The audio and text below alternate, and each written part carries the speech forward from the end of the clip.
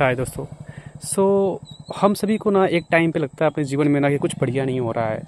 कितनी भी मेहनत कर रहे हैं, कोशिश कर रहे हैं, बट फ्रूटफुल रिजल्ट नहीं मिल पा रहा है, राइट? और कई बार हम ऐसे अपने आप को फ़ील करते हैं कि कुछ ऐसी बैड हैबिट्स हैं हमारे लाइफ में, जो कि अगर चली जाए तो हमारा लाइफ और भी बेहतर बन जाए, बट वो जा नहीं पाती क्योंकि हमारा जो इम्पल्सन है उसके प्रति ना काफ़ी हाई होता है। और जिसकी वजह से हम उसको ना चाहते हुए करते हैं और फिर हम उस ट्रैप में फंस जाते हैं, रैट रेस में, जिसकी वजह से हम अपने जीवन में कुछ बेहतर नहीं कर पाते। अब मैं ना आपको एक पर्सन की उदाहरण देने जा रहा हूँ, जिसको कि मैं पर्सनली बहुत ही लाइक करता हूँ, जिनसे कि मैं बहुत ज़्यादा मोटिवेट हुआ हूँ उनकी जीवनी को पढ़ के, और उनसे मैं इंस्पायर भी होता हूँ। और उनकी जीवनी मेरे पास में है ऑलरेडी, मेमोआ उनका। अगर आप उसकी उनकी बुक को पढ़ना चाहते हो तो आप मेरे को मैसेज कर सकते हो, मैं पर्सनली आपको वो बुक डिलीवर कर दूँगा। ये पर्सन है डेविड गोगिन। ओके, इनके बारे में ना आप यूट्यूब पर जाओ, इंस्टाग्राम पे जाओ, जाके पढ़ो इनके बारे में, जानो इनके बारे में कि ये कौन है। तब आपको एहसास होगा कि लिटरली में लाइफ क्या होता है। ये पर्सन ना जब करीब करीब में 18 साल के या 19-20 साल के थे ना, तो इनका जो वेट था वो करीब करीब में 400 पाउंड से भी हाई था। और इनके पास में ना लत थी स्मोकिंग करने की, दारू पीने की, गैम्बलिंग करने के लिए, लेट नाइट ड्रिंकिंग करने की, पार्टी करने की, झूठ बोलने की, झूठ बोलने के लोगों के सामने अपने आप को इम्प्रेस करने की, इस सब की आदत थी, बैड हैबिट्स थी इनके पास में। और इनका लाइफ ना पूरी तरीके से वेस्ट हो चुका है। ये ना था कि क्या चल रहा है मेरे जीवन में, कुछ हो नहीं रहा अच्छा, कैसे मैं अपने जीवन को चेंज करूँ। बट इनके लाइफ में ना एक ऐसा इंसिडेंट हुआ जो कि इनको प्रमोट किया कि अपने जीवन में कुछ चेंजेस लाने के लिए। तब उन्होंने ये सोचा कि इसको कैसे चेंज कर सकते हैं। तो उन्होंने अपने लाइफ में ना हार्ड चीज़ों को चूज़ किया। उन्होंने उस चीज़ों को चूज़ किया जो कि उनको बहुत ज़्यादा दर्द देती थी, बहुत ज़्यादा दुख देती थी, ना करने के लिए इम्पोज करती थी, बट फिर भी वो उसे करते थे। अब मैं बताता हूँ उनकी लाइफ की छोटा सा उदाहरण। एक जब ना हम और आप किसी चीज़ को करके ना थक जाएंगे, हमारे मुंह से ब्लड निकल जाएगा, हम मरने की स्थिति में आ जाएंगे, फिर भी वो पर्सन मुंह से ब्लड निकलने के बावजूद भी रनिंग करता था। किस लिए? अपने वेट को कम करने के लिए।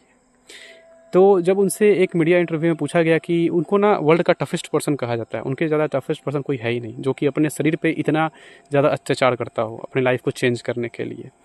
और वो मैं उनको मानता हूँ कि वो एक सबसे बेस्ट उदाहरण है डिसिप्लिन के। उन्होंने आज तक अपनी लाइफ में डिसिप्लिन कभी नहीं छोड़ा और हमेशा डिसिप्लिन रहे। जिस चीज़ को वो चाहते थे करना, जिस दिन उन्होंने कहा कि मैं ये चीज़ करूँगा, उस दिन से वो उसको किए और कभी उन्होंने छोड़ा नहीं। मैं आपको बताता हूँ एक उनका छोटा सा उदाहरण। जब आप इंटरव्यू उनका देखोगे तो उसमें इंटरव्यू में उन्होंने पर्सनली बोला हुआ है, यूट्यूब पे उनका इंटरव्यू है, जाकर सर्च करना मिल जाएगा आपको। उस इंटरव्यू में उन्होंने बोला है पर्सनली कि क्या होता था ना, कई बार कि मैं जब दौड़ता था ना तो दौड़ते रहता था कंटिन्यूसली 3-4 घंटे, मुझे पता नहीं चलता कि मैं दौड़ रहा हूँ। ठीक है, ऐसा उनका हैबिट बन गया। कि वो अपने आप को इतना कि टॉर्चर कर लिए थे ना, उनकी बॉडी जो है ना वो बिल्कुल कि उनके अकॉर्डिंग बन गई थी। अब वो जैसे चाहते थे वैसे बॉडी को मैनेज कर लेते थे। अपनी हैबिट इतनी उन्होंने कंट्रोल कर ली कि वो जो चाहते थे वो कर पाते थे। ये नहीं करनी है तो ये नहीं करनी है, ये करनी है तो करनी है। इतना कंट्रोल उन्होंने अपने आप पे ले लिया था। ठीक है, और यही रीज़न है कि आज वो टॉप लेवल में है। उन्होंने वो सब अचीव किया जो कि वो लाइफ में अचीव करना चाहते थे।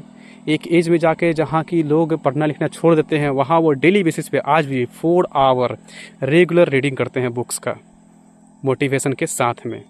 और आज भी वो करीब में करोड़पति अरबपति हैं होने के बावजूद भी आज भी कुछ न कुछ नए नए कोर्स सीखते हैं, लर्न करते हैं, अपने आप में डेवलपमेंट लाने की कोशिश करते हैं।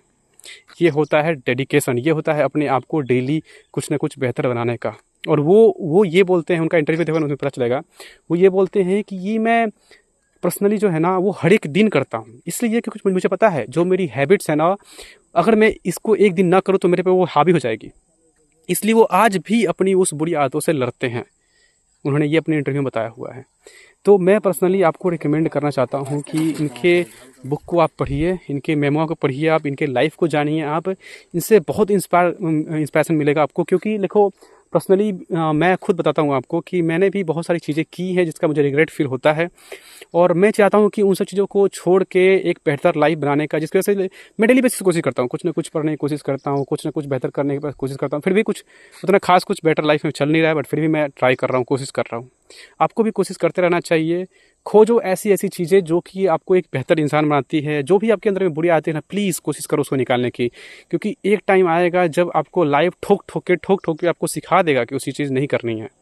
तो अभी समझ जाओगे तो बेहतर होगा, नहीं तो बाद में जब लाइफ सुधारेगी ना तो आप कहीं के भी नहीं रह जाओगे।